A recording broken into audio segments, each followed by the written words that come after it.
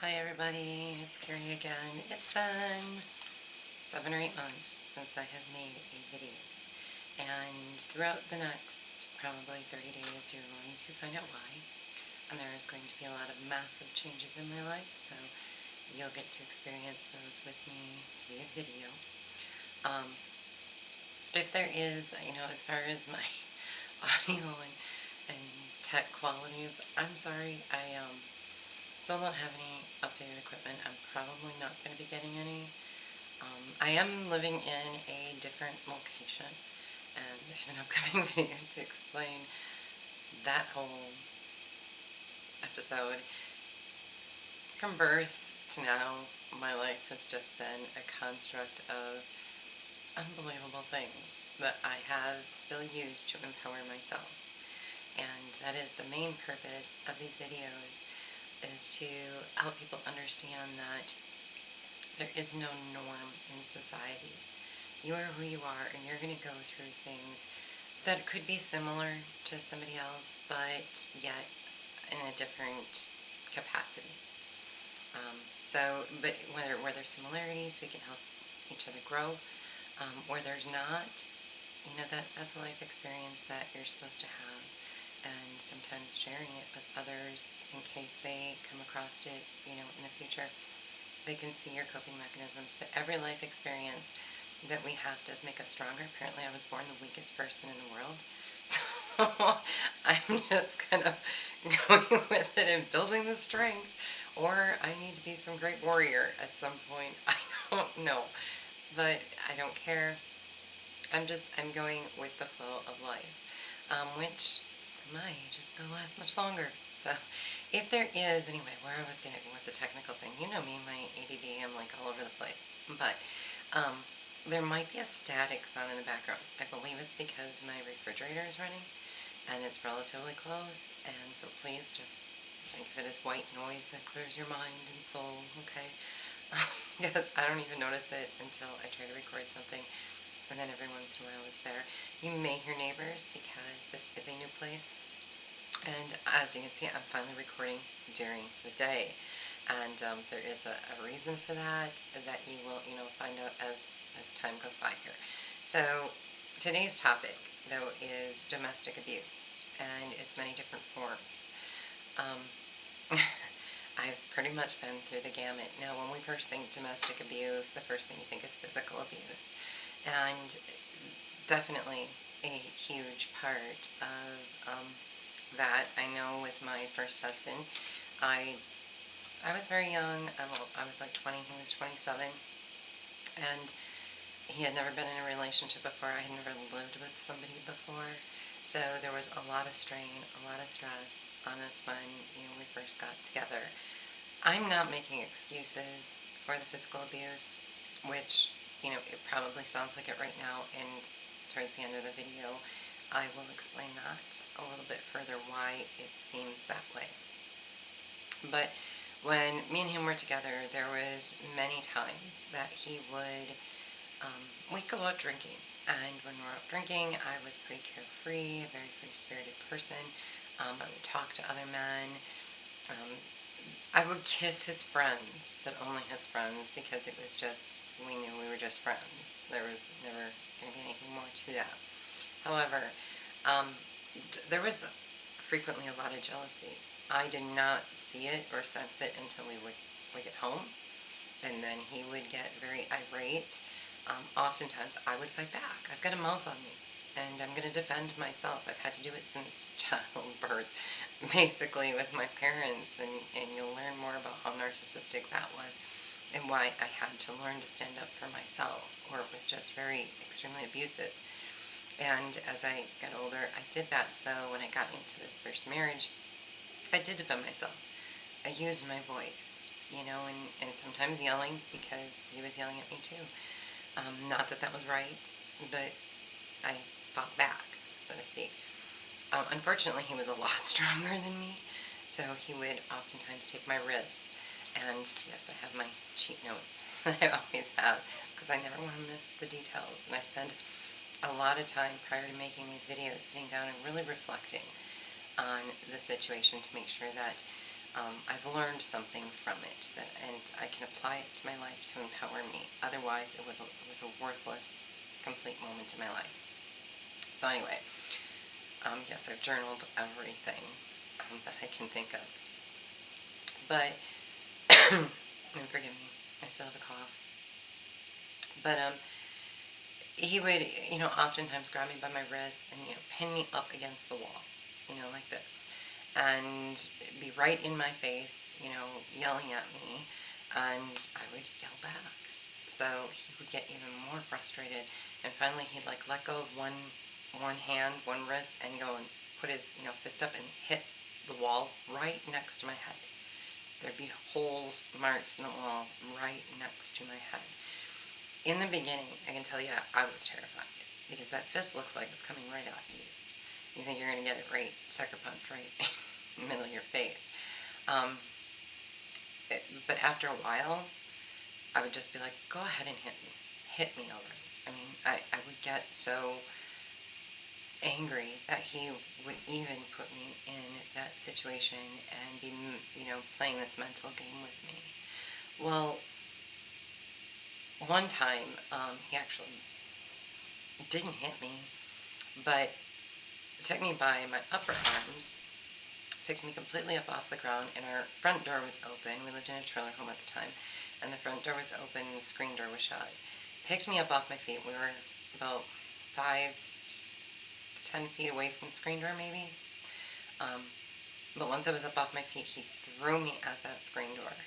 And I believe I hit it on my side. I'm going to tell you, it happened so fast that I still to this day cannot remember every single detail of it. All I know is I hit the screen door, it broke, and then I went out onto a concrete slab. From when I hit the concrete slab, I must have passed out or something, because I don't recall, I don't really recall the door coming off, hitting it. But it was broken, so I can put two and two together, and soon my body went through it. And when I awoke, luckily his brother and his girlfriend lived, behind us in a trailer. Apparently I screamed or made some kind of sound when I went through the door, and they heard it from the trailer, and they came running over. I remember sitting there waking up to my, later became my sister-in-law, but at that time, just his girlfriend, she was there, and she's like, everything's going to be okay, and I scrambled, to my knees, and she's like, it's okay, and I scuttled myself over to the siding of the house, so I was beside the door where he couldn't see me. I knew he had guns and stuff, so at that point, I was startled. I didn't really know what was going on, but I was very fearful. So I got out of the way of the door and was next to the siding, and she came and sat with me. Next thing I know, his brother comes out of the house, so at some point he must have went in, and he's asking me questions, and I said, well, he hit me up against the wall, and I'm assuming he threw me through the door, So then he went in and talked to his brother again, came back out with my husband, and basically, told him, he says, anyone in this neighborhood could call the cops, with what you just did. And he basically said, if you ever touch her again, I'll kill you myself.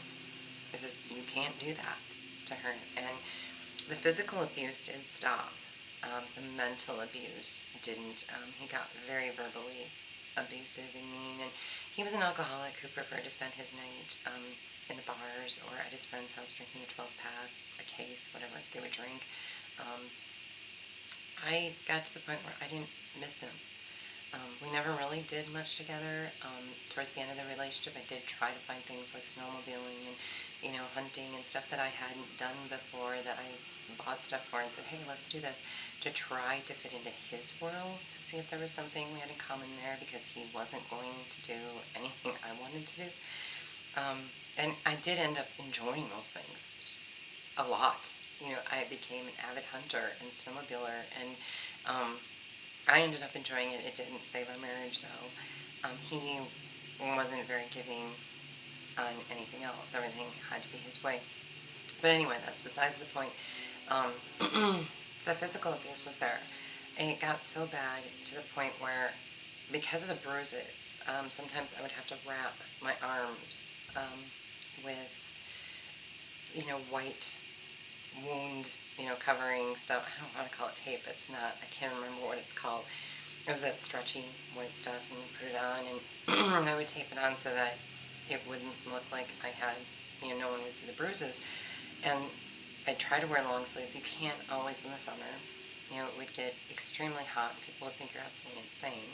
So, I had to sometimes cover up these wounds. And it got to the point with one of my employers that my coworkers were concerned and they thought I was trying to commit suicide. So they went to my supervisor. My supervisor went to management. Management made me go see a counselor in order to continue my employment because they thought there was a mental health issue. I did go to see this counselor. I did explain to the counselor what was going on and no, I was not suicidal. The counselor understood it was definitely a home personal thing that she could not share with my employer. So that didn't get shared, but she came back and said she's not mentally ill. She's not trying to kill herself. This has nothing to do with her employment, so it's fine. But it got that bad that people on the outside noticed something. And towards the end of this video, I'm going to explain to you, why the cover-up. Why didn't I just reach out to somebody and say something? I mean, after all, my brother-in-law knew. It's not as easy as you think. And I was also one of those people who often said, if it's that bad, just pack a bag and walk away. You can't always do that. It's not that easy. In this particular situation in my first marriage, I had to start a scrapbooking business on the side where I could take out a business loan. He had to sign everything, but I had to get him to agree I'm going to make all this extra money on top of my full-time job. Oftentimes I had 2 jobs with him. He drank up all our money, constantly. Even his parents had to give him more money. I made enough to support both of us. He didn't make much, but it was just a horrible life. Living with an alcoholic where it didn't even matter if you had money to buy the alcohol, you were going to get it from somewhere. But anyway, I ended up having a separate bank account. I was able to get a separate P.O. box. But that's something you're going to probably learn later here. I wasn't allowed a key to our mailbox. That's how much control he had, but I'll get into that in the control section.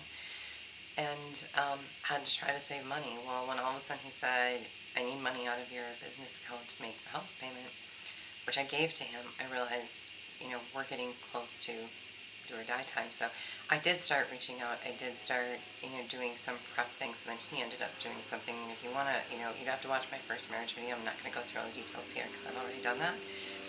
If you watch that video, it will give you, all the details of why I finally left. And, how I got away was I had to meticulously plan everything. Even afterwards, and I knew he would have to file for divorce, or he would kill me if I did. He did at one point when I was staying in town with some friends that I got out with, came after me with a gun, and that was when the divorce was almost over. It's a control thing. And a lot of times that's why they're so physically abusive. They have to own you and control you. And when you're not saying and complying to everything they want, which I wasn't, I had a mouth. I tried to fight back. The abuse gets worse. It gets a lot worse. So I'm not saying anybody should be compliant to their abuser. Maybe within means, but at that point you also, when you're at the point where you have to start being compliant just to save yourself, is also the time to start thinking about the rest of your life, because staying with them the rest of your life isn't going to be very long. And, probably within another 5 years, I would have been dead. And that's, unfortunately not where any of us should be due to somebody. That's a mental illness of theirs, to be that controlling and obsessive. Now, moving on to mental abuse. Mental abuse is a form of domestic abuse, and it is probably the most prevalent and common in today's society. Some of the things that I've been through is with my second husband, the silent treatment. It started out with ignoring me, for a day or two. I could try to talk to him. He wouldn't even acknowledge my presence. Then it would stretch out to an entire week. A lot of times I didn't even know what I did wrong. He would just not talk to me. He would ignore me. One time I was standing in the kitchen and he came walking through, bumped my shoulder, like I did not exist. I was a ghost. and completely knocked me sideways. So, and it got towards the end of that marriage, which I was with him for 12 years. I think the longest was 2 months.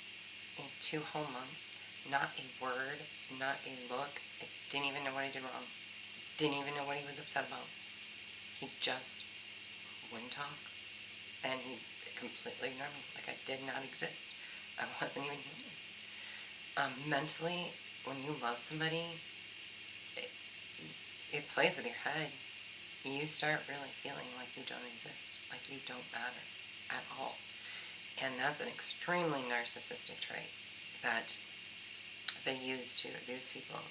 They'll cut you down verbally. My second husband was great at that. At one point, I don't even remember what the topic was we were talking about, but I will never forget saying that experience made me stronger. And he just turned and looked at me out of nowhere. I didn't even know where the anger came from. He goes, "No, you're weak. You're one of the weakest people I know."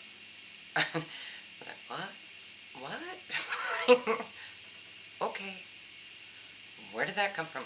And that was one of those situations, like with him, I wouldn't even say anything back because I didn't know if the silent treatment was coming. I didn't know, his anger would go on like a switch. He never hit me. He never came at me that way, but he would just be very disgruntled and angry and snappy and say these mentally abusive things, to cut you down. And my first husband pretty much learned that tactic too, because, and here's why they both learned it so well. They would try it, and they would see that I was hurt. I would either tear up. I would be like, why is this person that I love talking to me this way? I don't understand this. And it would hurt me, to the core. And they could see it in my face or my eyes. And they knew they were getting a reaction, and that reaction was hurt. So therefore, they continued to use it more and more. The more they would use it in the beginning, it would not hurt right away because I got so used to hearing certain things over and over. So then they'd have to add more things. And then they'd get that shock value. And you're like, what? And later on see the sting and the hurt because it's not like you just escape this person and you can avoid them. Like if a friend says something that hurts your feelings, you can just walk away. And next week you forgot about it, right? It's not like that when you're living with somebody. They see your every reaction. So either you become a great actor or actress, or you're vulnerable to the situation. Purposely not spending time with you, avoiding it at all costs. I mean, doing anything but spending time with you, no matter how much you beg. Constantly not being included in their holidays or family events. With my second marriage, and it was rocky towards the end, and I did have a feud with one of my sister-in-laws, so I chose not to go to a couple family events because me and her were really feuding, and the family was taking sides, and nobody was listening to me at all, and I felt very excluded that way, so it felt uncomfortable when I went. So I missed a few intentionally. Then the final Christmas we were together, I said, well, I would like to go to your family Christmas. And he said, well, you and my son aren't getting along the best. And there was a fight between me and him about some abusive stuff, he did. And at this point, I knew, at that time, I did not know when the fight between me and my stepson took place that he was doing half the stuff he was doing with drugs and, other women and possibly hiring a hitman at the time. So until he came running up and completely didn't even care what I had to say, started yelling at me for disagreeing with his son, and it was insane. It was completely attack I had from him and his son was completely insane. And all I wanted to do was try to give medicine to a cat. And his son was watching me struggle with this cat, and so saying, "Can I help you?" He waited till everything was said and done. I was scratched to heck, got the medicine in the cat as best I could. Then he comes over. He goes, "Well, can I help you?" I was like, "I'm done now. But thanks for offering when you were standing there just watching." Now, my mistake was I should have asked him for help. Okay? I do realize that.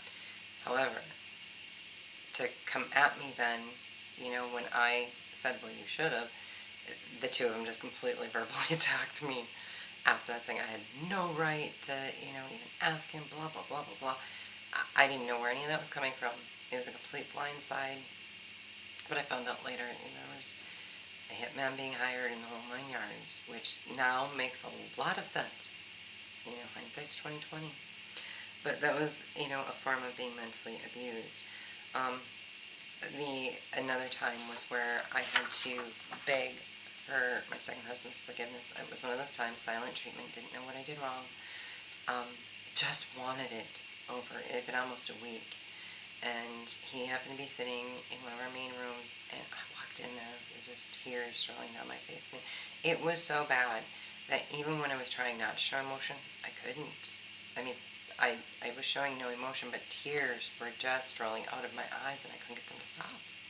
That's how awful it felt. All I can say is probably the worst depression you could ever feel, where you can't even stop the tears. Like you don't feel anything. I didn't feel hurt. I didn't feel sad. I didn't feel anything, but the tears were just rolling, like a water faucet was left on. And I ended up going into him, got on my knees at his, he was sitting there. I got on my knees. I put my hands up in prayer.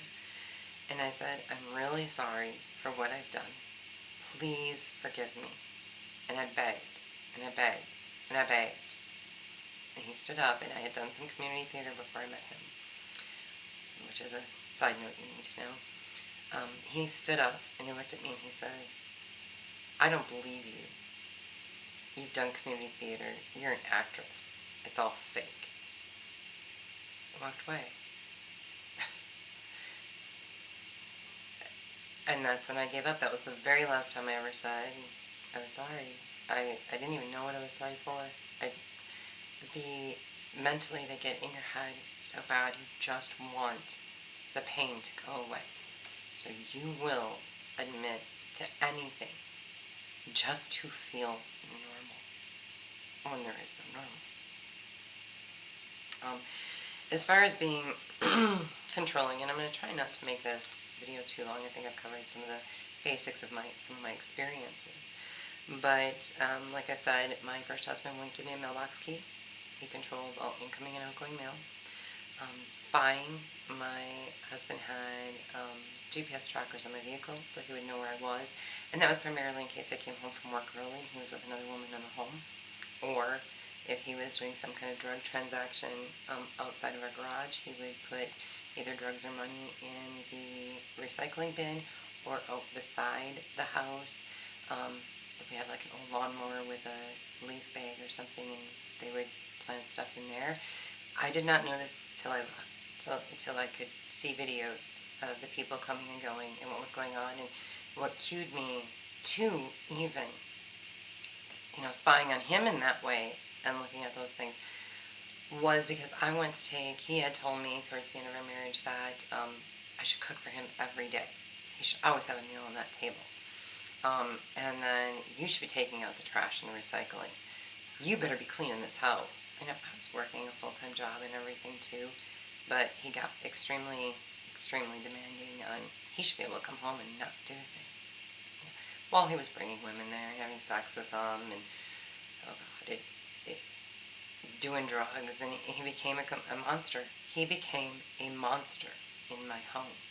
I tried to take the recycling out that night. I was like, yep, see, I'll take the recycling out. And it got late. It was like 11 o'clock. But the recycling was right 10 feet from the door, the bin. And he demanded, I do not take that out. He'll take it out in the morning and go put it in the garage. I said, no, if you want me to do this, I'm going to do it. He did not want me to do it. I was like, why? This is ridiculous. So like 10 minutes this went on before he panicked when I got to that front door and was about to open it. I thought, he's going to grab me or do something. I could actually see the violence in his eyes. Like, one more step. If you don't listen to me and take that out in the garage. And so then I was like, what is in the recycling bin? Why can't I go out there? And that's when I was cued on to some of the danger that I was actually being exposed to. I don't do drugs. Haven't done drugs. Smoked one puff of marijuana 3 times at 19, 21, 35. Never did anything to me. Didn't keep doing it. I've said no to any other drug that has ever come my way. And alcohol I drink socially. So I'm definitely not a drunk. Gamble, I don't really do that at all. I might buy a lottery ticket here or there. That's it. But so these things that he was involved in, I was clueless to, and didn't know any of the signs to even protect myself. So once again, like I've always said, the good father upstairs was watching out for me. So I've never really had a father here on earth. But I've always had a father there, and he has always protected me. Even when I didn't even know I needed protection. So that's the kind of father to have. Ones that really watch out for you. Anyway, my phone got tapped from my second husband so that he could hear every conversation. And I ended up learning that out because they would take USB drives of these conversations and leave them in my apartment. So I could, listen to this and be like, okay, well, how do they hear all these things? And at first I thought they had, bugs in my apartment, which they did later, but, in one of my cedar chests, they had planted a bug to listen to everything. Apparently, I'm the most exciting person in the world. I have to have bugs in my phone, in my chests, and, they have to hear every word I'm saying, everything I'm doing. I should feel like I'm famous, because doesn't that just happen to famous people? No, let me tell you what happens to them. It happens to people who have parents and husbands that are dealing drugs. And they want to know how much you know. How much trouble are they going to get into? They will go so far as to even give you money when you don't have money, because if they get caught and they say, well, I didn't set her up for that hit, why would I want to kill her when I gave her money to survive? They will cover every track. Make no mistake about it. And one day they will pay the price. So you can spy all you want. It doesn't get you out of having to pay the price for what you've done to try to take another human being's life that was completely innocent of everything. I had no idea what was even going on. You should have just left me alone. They couldn't do that because people who are doing stuff like that, trying to control you, have to know everything. So like, for example, when I would call my mother, I would try to have these conversations with her, it was like she had already heard these things. I couldn't converse with her. I mean, it got to the point where she just said, only call me if you have something to tell me about your divorce. Like, what? Everything I'm going through, and that's like, once again, for like the 50th time, I looked at the situation with me having to leave my ex as a way for me and my family to maybe make amends and leave the past behind. But that couldn't be done. And it's because my family is extremely narcissistic. My mother is the biggest narcissist I've ever known. And the reason I say that is because I was like her till I started not liking me and how I was behaving. I was like, this just doesn't feel good. But this is how my mother would act or react. And I started washing those qualities away from me. I did not like who I was at all, or who I was becoming. I was becoming my mother. And yeah, a control freak, oh, that's my mother. She will manipulate every conversation to the point where she will make sure that you do not have a conversation with somebody else in the situation. She will be the go-between. She will make sure of it. She'll make sure both people either don't want to talk to each other or hate each other, because she's told two different stories. And she will manipulate all day long everybody she knows. And she's done it I've lost so many friends because they'll sit and they'll listen to her bullshit. Oh, I care about my daughter so much. No, she wanted me dead. Why? Well, childhood, life insurance policy, double payment, $30,000 bathroom remodel that she would like done in her home. Okay? She was working with my husband. They even bought him stuff for the house after I took my stuff out because his big crying fit. Oh my God, what am I going to do? She takes all this stuff. Somebody's got to replace it. Because, of course, I was supposed to be dead and not divorcing him. This is a group of narcissists working together and almost against each other, which actually, in the tail end for me, turned out to be pretty funny. That is all abuse, people. That is all abuse. Manipulating others in what they think of you is just as controlling as being physical and mental in your home. Okay? No, I wouldn't say everyone's a narcissist out there. That word gets overused. I can tell you, I've lived and been with some class A narcissists. Okay? And why? Because I was raised by a narcissist that I admired and adored as a child. Till I grew up and realized I didn't want to be that way. But that made me very attracted to narcissist personalities for men. So if I saw those qualities in them, it was something I would fall in love with, because it reminded me of what I grew up with. I felt like home, until I could wash all that away and realize that none of that was right. And again, you'd have to go back to watch My Parents Are Not My Hero. They did not raise me in a way that was mentally sound.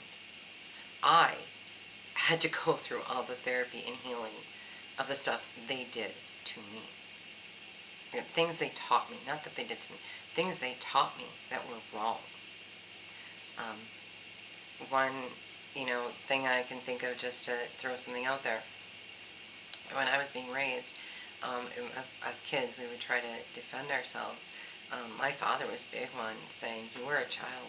You have no rights, so shut up." We weren't allowed to say anything.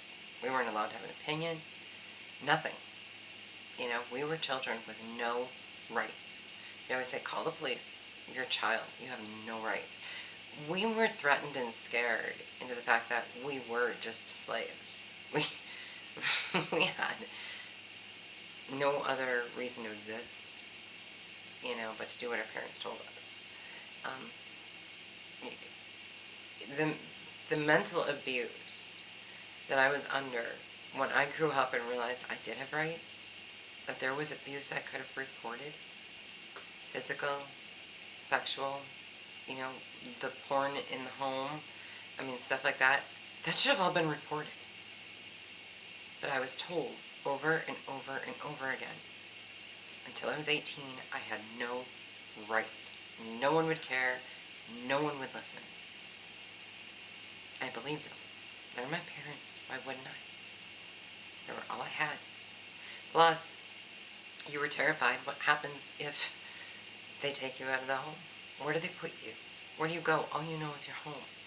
So there you could see some qualities where even parents are mentally abusive and scare their children, because those poor kids just don't know what's going to happen to them, and they're scared, and they'd rather take the abuse than some strange unknown where they're going to go, what they're going to do. And then you have parents saying, and if you do go somewhere, they're going to abuse you, they're going to hurt you, they're going to be even worse because they don't love you, they're not your parents. You hear that shit, and it scares you from saying anything. I was raised being abused. When I was abused in my marriages, it seemed normal, to be honest with you. This was normal. That's why I started this video with, there is no normal. My gut told me it wasn't right. There wasn't much I could do. That I always thought I'd be crazy if I said anything to anybody about most of it. And there's more reasons behind it. Some of the other controlling aspects, taking all the money. I had in my first marriage, I had no control over my money. That's why my second marriage, I said, no, we are not having a joint account. I have my money, you have your money. When you need money for the house, I will pay you my 50%, and that's that. No, you're not going to have my money. My second husband, though, wanted all my account info. We were going to potentially do a taken-in-hand situation. And again, I was under the mentality that it was okay to be controlled by a man, and I felt my marriage was falling apart because he had no control. So if he had the control to make the final decision, maybe the silent treatment would stop, maybe this, you do everything you can in your mind to go, where is the solution to this problem. I didn't want to just leave him. But I didn't want to keep living that way either. So we were going to do that, but then he wanted all my passwords, all my account info. I did discover he was deleting his computer history. He had it on delete towards the very end, because at one point then I turned his history back on. Then we were sitting down because I asked to see the phone statement, which took him a couple days to do it, but he finally let me sit down and look at it. I think it was because he had to look at the account first and see if there was any incriminating numbers on there that he called. But ended up, I did write down numbers, and yeah, I'm not an idiot. I called the numbers to find out who they were.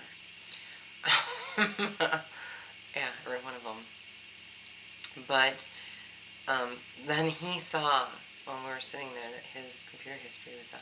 He got upset and he goes, huh? What? Wait. And then I saw him turn it off again. Why? Why are you so upset about your computer history being on? Think about it. So he was deleting all of that. Then he even told me, here's this app to clean your computer that this guy at work, told me about. So he had me put this app on my computer. I do believe it was so he could just monitor what I was doing. Because it didn't actually suit my computer or do anything. So then he was putting apps on my stuff, then pretending he's just husband of the year. Yeah, that's what they did.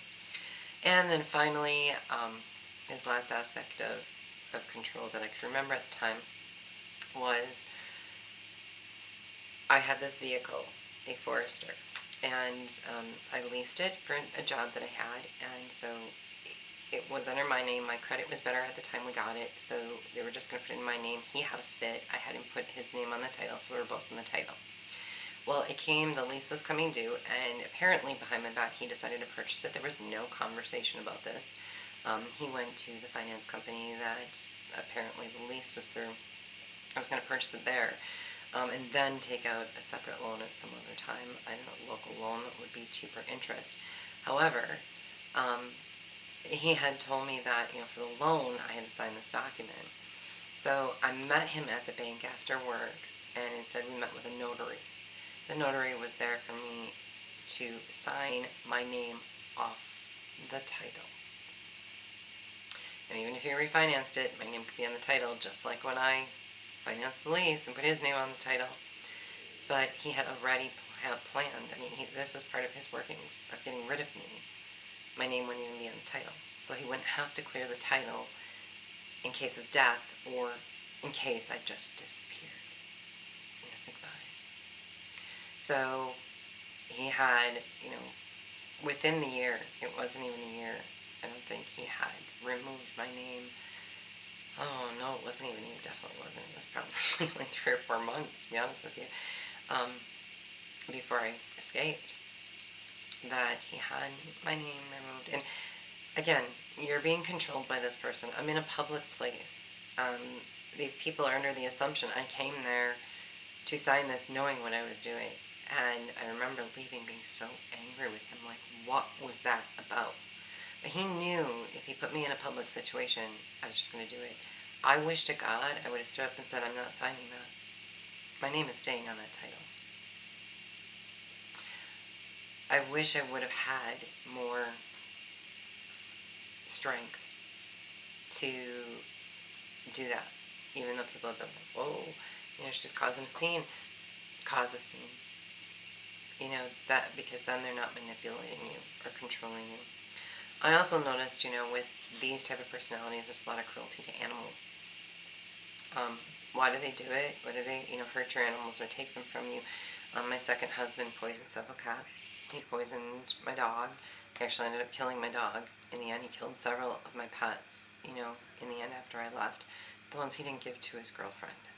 Okay, his girlfriend took my pets. He gave her my cats.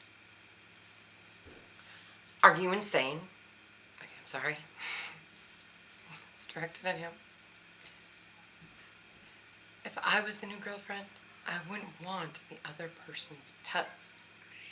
Unless they died unexpectedly. And, it really was, legit. I'd be like, well, of course, I understand the family cares about the pets.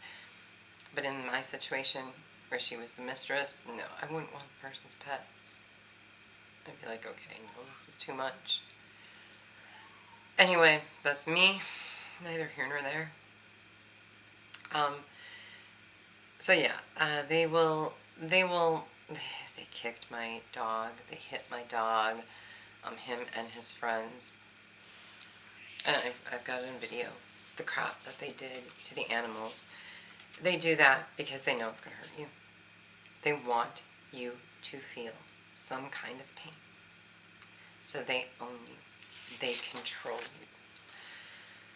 In my childhood, I've covered some of this already. Like I said, I had a very narcissistic mother who's a master manipulator, even in her adult behavior. She has seen some of my videos.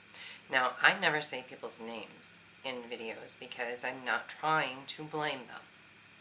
But in some cases where it's family situations, I might say mother, father, brother, sister. If you don't know me on a personal level, you don't know who these people are.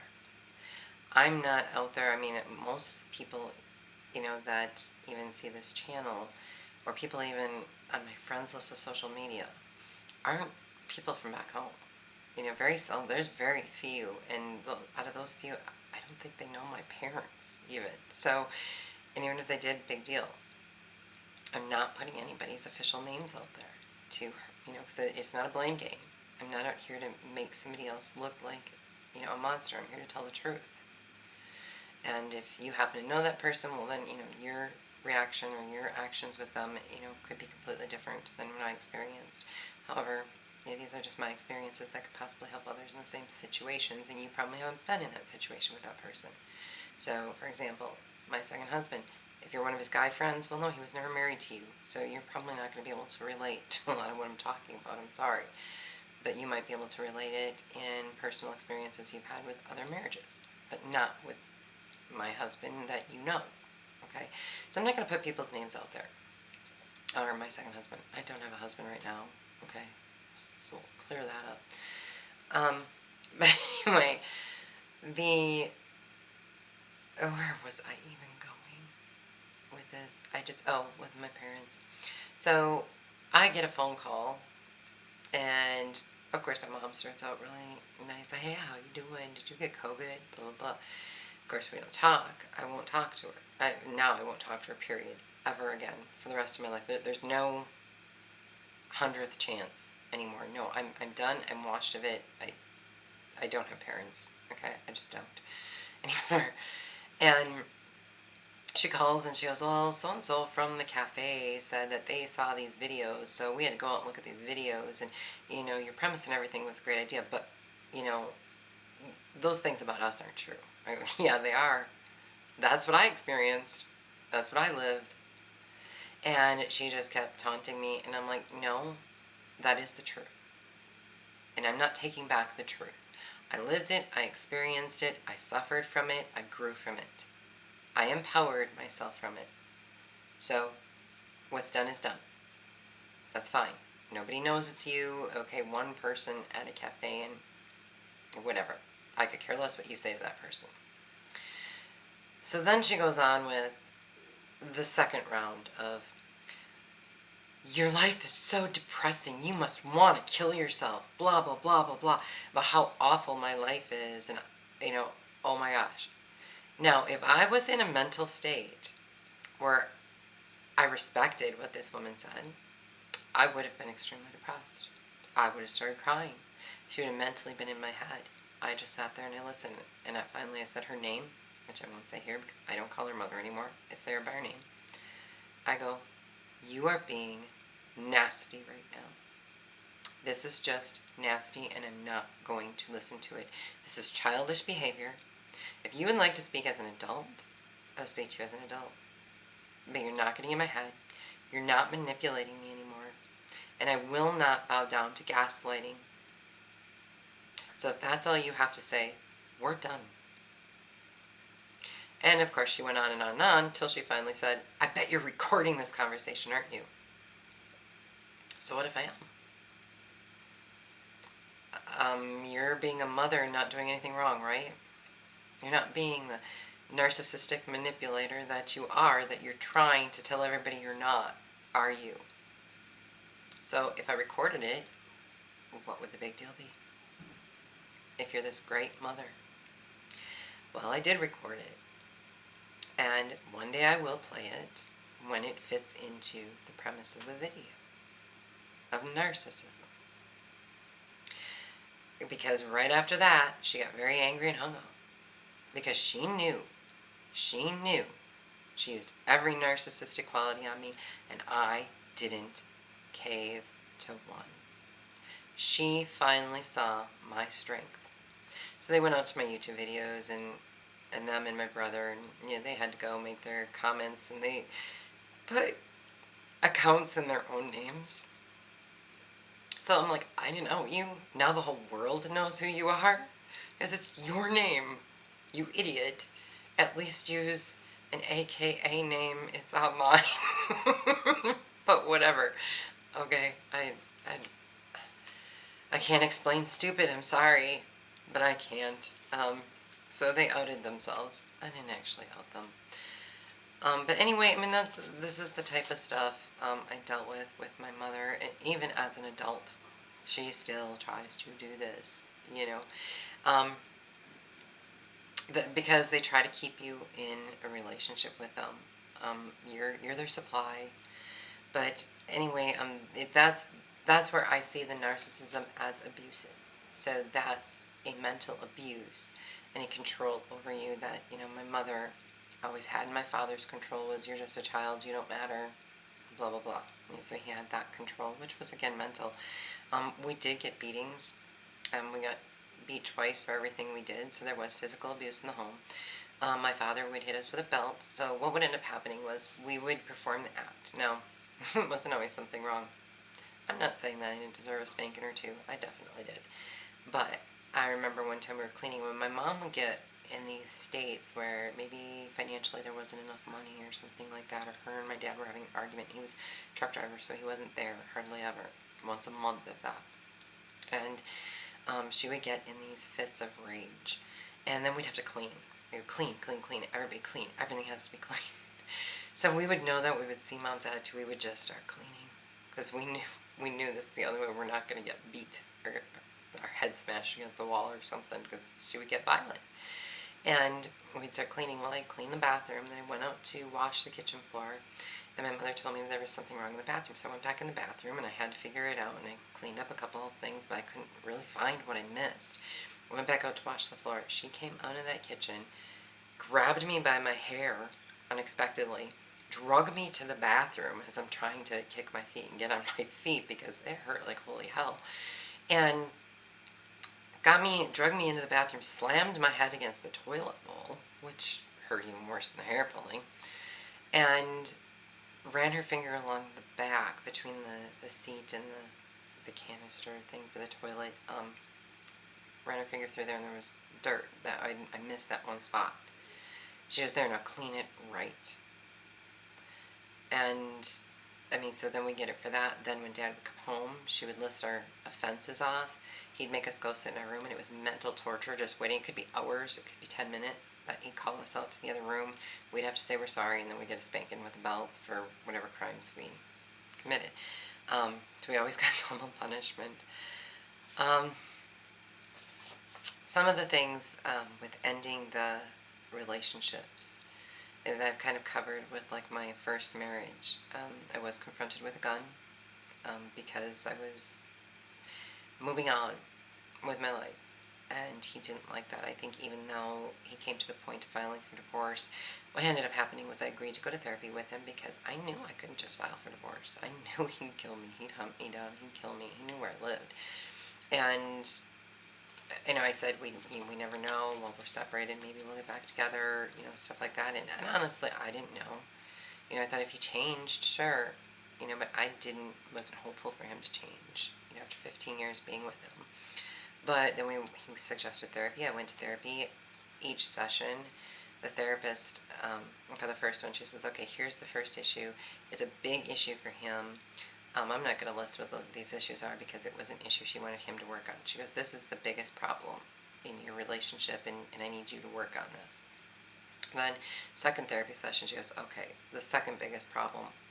She goes to him, I need you to work on this. Third one, she goes, okay, now I don't want to make it like Carrie's not doing anything wrong here. She goes, I realize how this is going to come across. She goes, there are things Carrie needs to work on within the relationship. It's just not the big, big stuff right now. And so for the third session, she gave him another thing to work on. And said, eventually we'll get to Carrie's, but these are the big issues why your relationship's not working. And you need to work on these things. We get in the parking lot, and he goes, well, I'm done with therapy. He goes, this isn't going to work for me, so I'll just file for divorce. I said, okay. All right. I'll wait for the paperwork. And he did. But even when a therapist was confronting him with these things that were wrong, he didn't want to fix himself. He didn't want to work on him. He wanted me to just have to concede and be everything he wanted and be his little slave. And that's not how you treat human beings, unfortunately. But then at the very end, the friends and his attorney and everybody, I remember his attorney telling me that day we went in and signed the paperwork, and he just yelled at me. He goes, you don't know what kind of a man you have. This is a great guy, blah, blah, blah, blah, blah. And I just thought it. I didn't say it, but I was like, well, then why don't you have sex with him? Why don't you let him go out drinking and spend all your money and then come home and force you to have sex with him? Because he would ask me, I would say, well, I don't want to. And he goes, you're my wife, it's your obligation. He was right. So I would let him crawl on. I would smell the booze just in my face. He was a big guy, so his entire belly would be on me. I couldn't breathe, literally could not breathe. I would be praying. He would come very quickly because I could not breathe. I would develop claustrophobia after that. I got full-blown claustrophobia after a couple years of that. And I would just sit there and I would cry. Tears would just be streaming out of my eyes. He'd be done. I'd go to the bathroom and have to just sit in the bathroom and bawl. And did my husband ever once ask me if I was okay? Nope. He could have cared less. So I'm glad that attorney thinks he's such a great guy. He can go marry him. He can have him. Okay, because I'm pretty sure he hasn't changed. In my second marriage, I had to escape in the middle of the night to a shelter. He killed my pets and stalled our divorce for an entire year, hoping to get life insurance money. So, getting away from abusive people, not easy. Not easy. I had to have videos, I had to have recordings. When I knew things were really dangerous in my home, I took some stuff to the police, but keep in mind I loved him. And to this day, there's incriminating evidence of other people that I care about, that I think were kind of forced into doing things they didn't want to do, manipulated, and if I released it, they'd all be in jail. So the police will get all the evidence one day. I'm not the one holding it anymore. But they will get it in time, and these people all have to explain their actions. But definitely at the time, I still loved my husband, believe it or not. That's how much control this man had over me.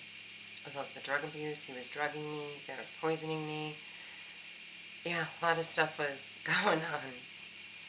At one point, I even, to try to save my marriage, at the very, very end, I think it was like the last week we were together, and I was kinky sex and whole 9 yards. I was trying my very best, even though I had suggested kinky sex a year or two before and bought all the stuff for it. He was using it with other women, not me. And then finally decided to with me at the very end. I told him, let's go home and have a quickie. Meet me at home. Knowing he was meeting girls there in the afternoon. He said, no, I can't. Finally, okay, I will, because I wouldn't stop. And I got home. He got home about 15-20 minutes later, which was a little late. I'm pretty sure he took his little girlfriend home. I know he did, actually. I know they were together, and then he took her home, and then came back to the house again. And then at that point, his coworker's like, where are you? Like, you're taking way too long, dude. I can't keep covering for you. because he was getting paid this time that he was in our house having sex with these women. His boss was paying him. He wasn't signed out. So there's a lot of time he owes his employer. Let me tell you, the number of hours is insane that they did not notice he was not at work. Anyway, he gets there and we go into the room and I help him get his pants down to give him a blowjob. And, well, what do I taste? Okay, I've been with women before. I was bisexual at one point, or I would say bi-curious. I prefer men over women for sure. I know that, but, I experimented. So I knew the taste.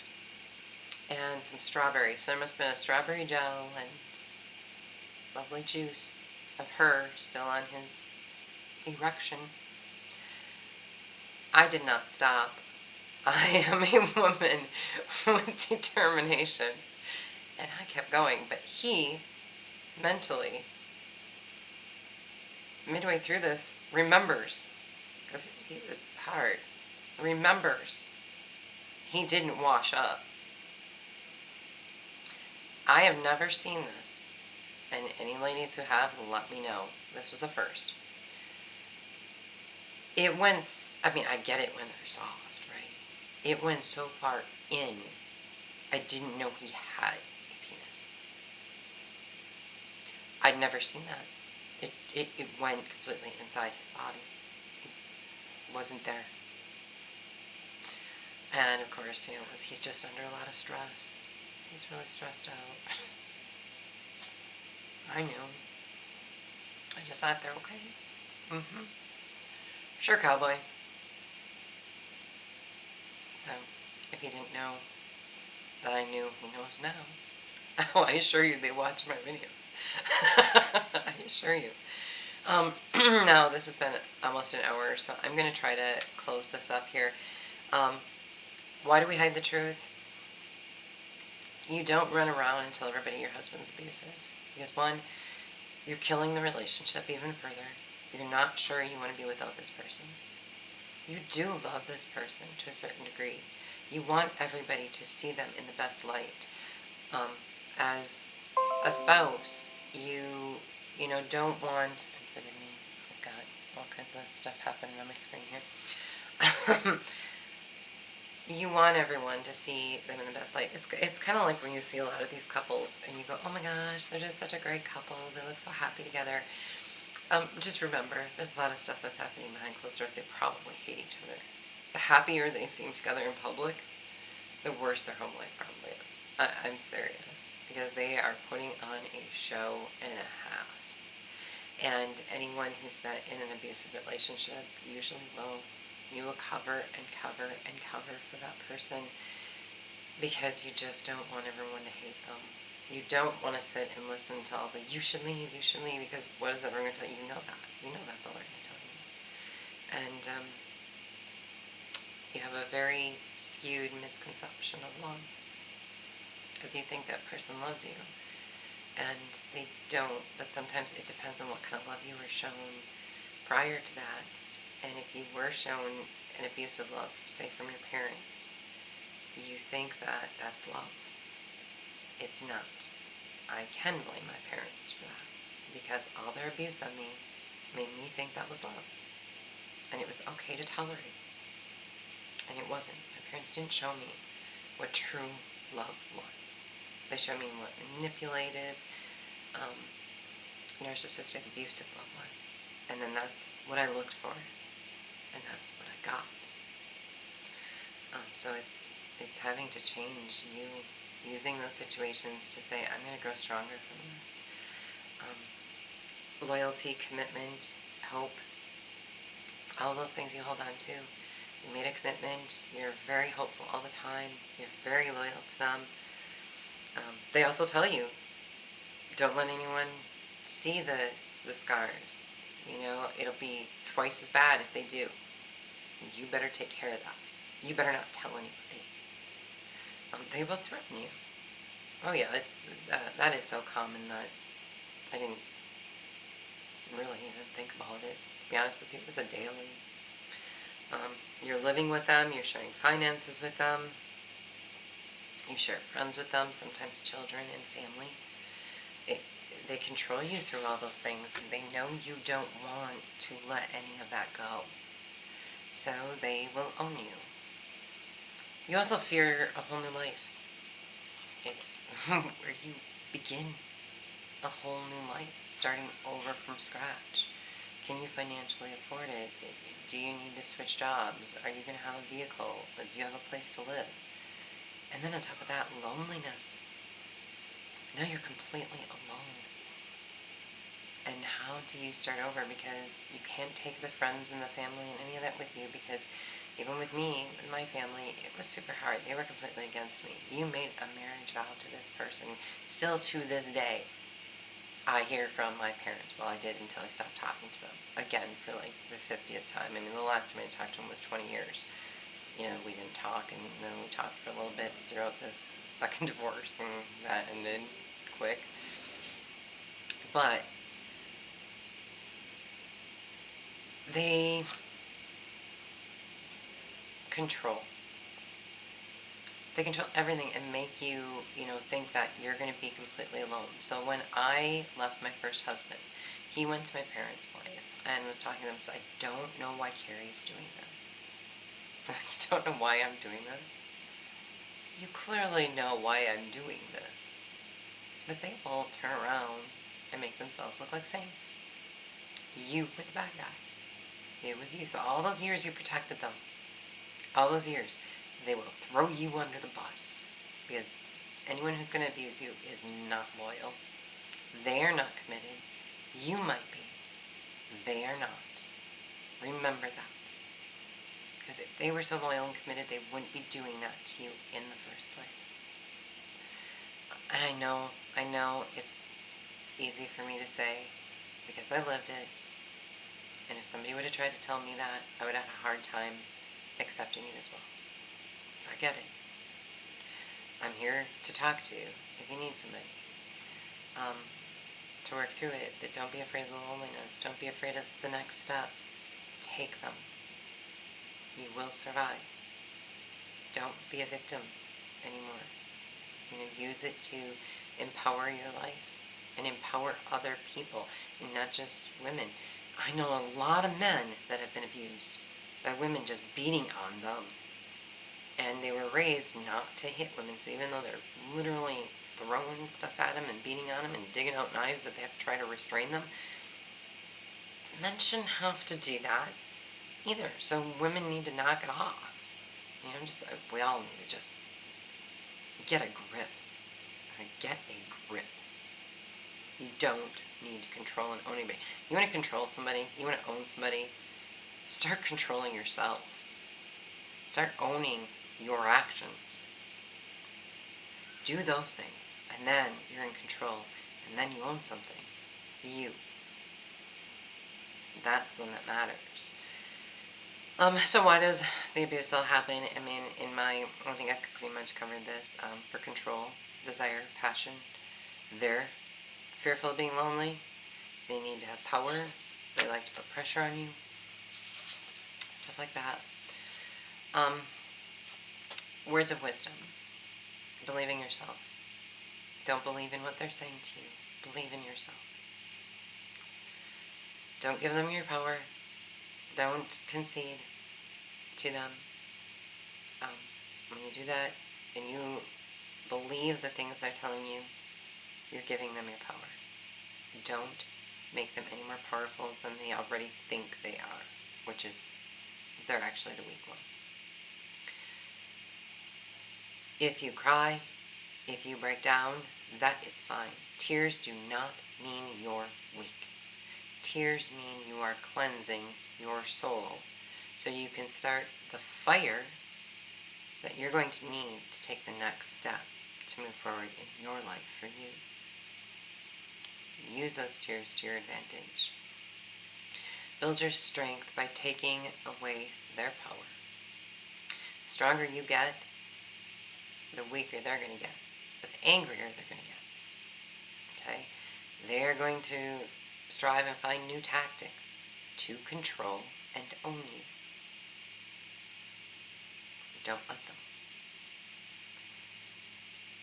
A word of caution, anyone who would do any of these things, control you mentally, physically, emotionally, those are dangerous people. They are very dangerous people. They're criminal-minded, they're evil, and they're dangerous. They will do whatever it takes to win. I don't know what they think they're winning. I don't know what the game is. At some point in their lives, somebody must have owned and controlled them to the point where they couldn't stand it. And they learned those qualities somewhere, somehow. Doesn't always have to be the parents. It can be on their first job they worked and they felt like a slave. Or, their friends treated them, like the only way they could be part of it was if they were submissive. So now they have to be dominant. It's their turn in life, right? Anywhere like that, they could have learned that. But they have become dangerous people because they have not healed themselves. So until they can look in the mirror and they can realize that they're an abusive person, they're going to be dangerous. And they will be very arrogant, controlling, and mind you, that just means they're lacking confidence. They have to control you and they have to be arrogant and above and over you. They have no confidence. They only gain confidence from hurting you. So, take that into account. I'm really sorry this is an hour-long video, but because it's domestic abuse, it was really important for me to get everything out there. And I'm not breaking this down into 2 parts or anything. But I do have a few Bible phrases, which I always close with. And there's a huge thing that's coming out about me and God and after my testimony and church. Church. We're going to talk church. Oh, we are talking church and what the church did to me. One of the reasons I never wanted to go back to church, but God has said it's okay, and I'm going to make a testimony on that. There was a reason I needed to go to this church, and I will cover that. And there's a reason I should no longer go to this church, and I'll cover that. So that's another video. Look forward to it. Oh, my life is a great big adventure.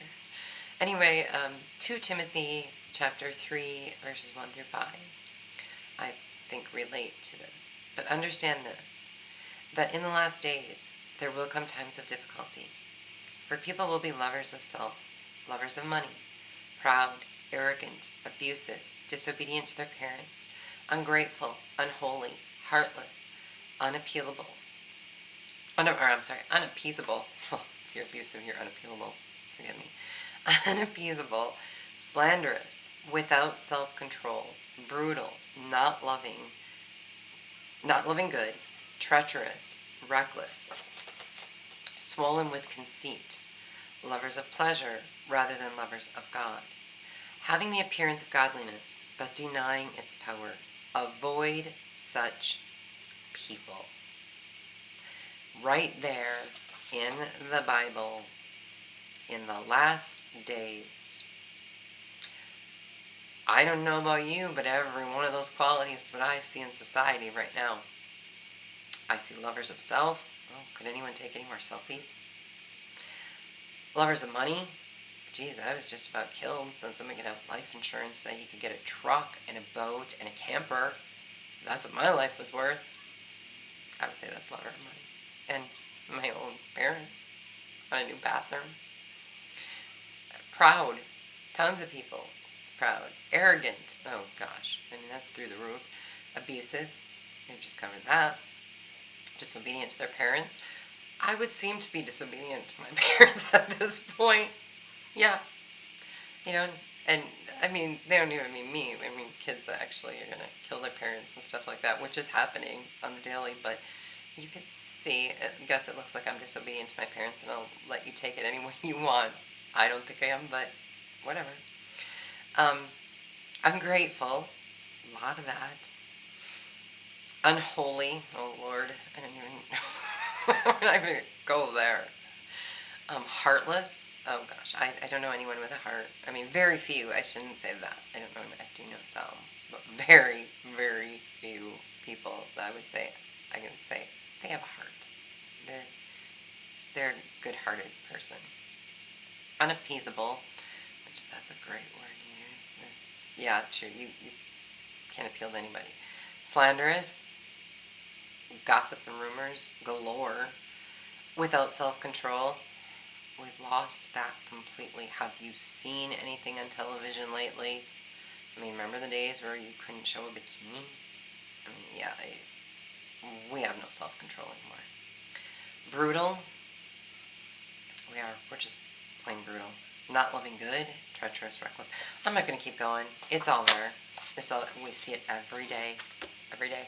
We are in end times, folks. Prepare for the final exam. I suggest you start studying because I think it's on the horizon and we're not going to get much for notice. I think that was our notice. So we should probably start studying for that final. I don't know about you, but I don't want to fail it. That's one test I don't want to fail. But I got another video on that. We're going to prep. We're going to prep for this together. Other ones that I came up with is 1 Peter chapter 3, verse 7. Likewise, husbands, live with your wives in an understanding way, showing honor to women as the weaker vessel. We are covering that later. Since they are heirs with you of the grace of life, so that your prayers may not be hindered. I think that's beautiful, and like what's husbands, the same goes for wives. Wives need to care about, their husbands as well. So this was just one that was about husbands. We're going to cover women being the weaker vessel and what God thinks that is.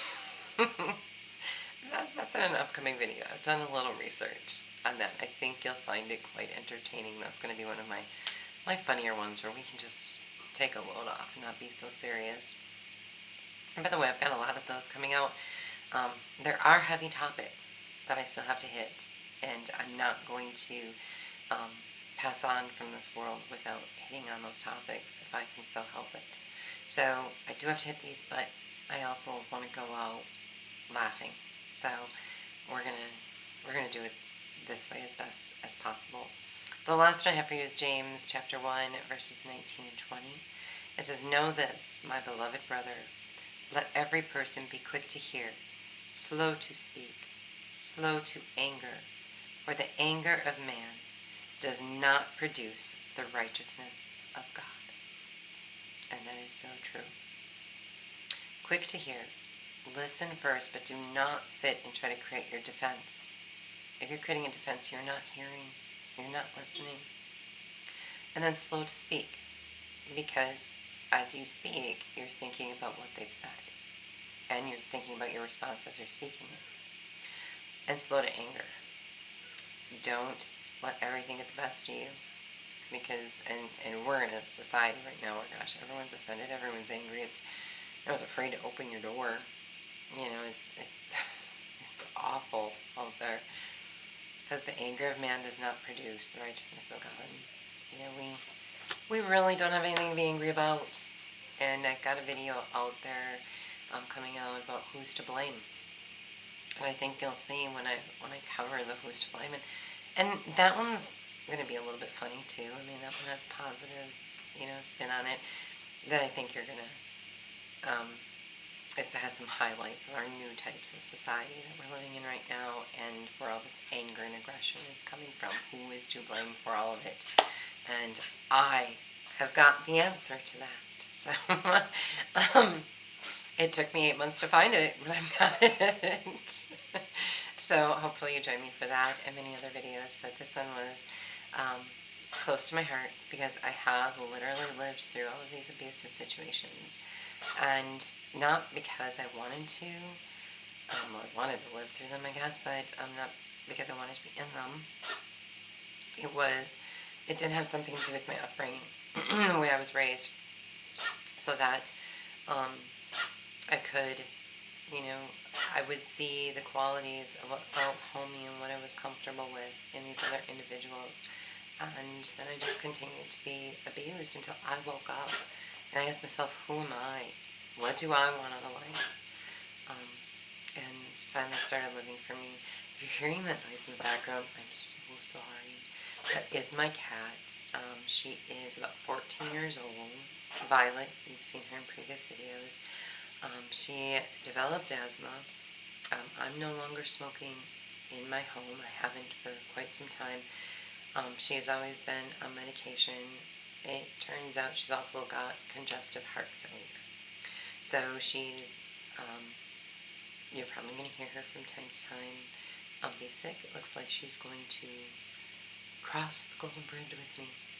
Yeah, she's not doing so well.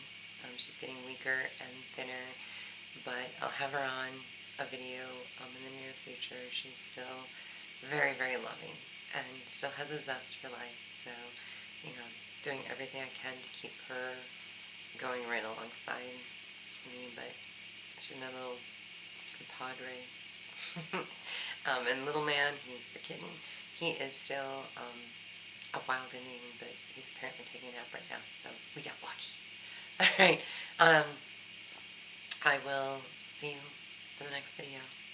Take care, be good to each other, and where you can see somebody needs support in an abusive situation, even though they won't tell you what's going on, you have a feeling there's abuse there. Be there for them. Just be their friend. Because one day, they might let that wall down, and they might let you in. And you be their strength. Because it's really hard to be the strength on your own, especially when all your loved ones around you tell you it can't possibly be true because you never said anything. And that was what I was confronted with. And they don't get it. They weren't abused. They'll never understand.